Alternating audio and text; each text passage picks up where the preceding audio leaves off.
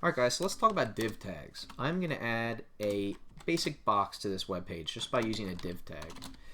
Div, there you go. So basically there's going to be nothing in this because we have no content. I'll put a paragraph in this for now, and I'll just say div tag paragraph. Right? Easy enough. So now let's go ahead and see what happens in the browser when we run this. Okay, there it is right there, right? But now we want this to be some kind of a box. So let's go back into our editor.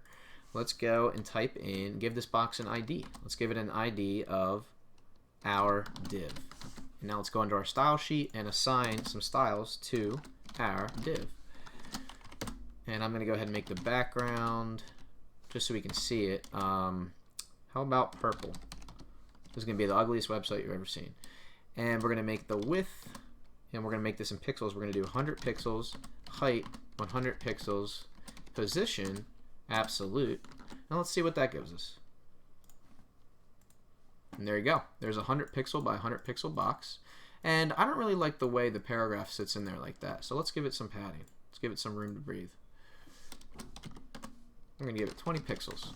And what that's going to also do is increase the actual overall width and height of this. So the new width and height will actually be 120 by 120 pixels. So keep that in mind when you're styling things.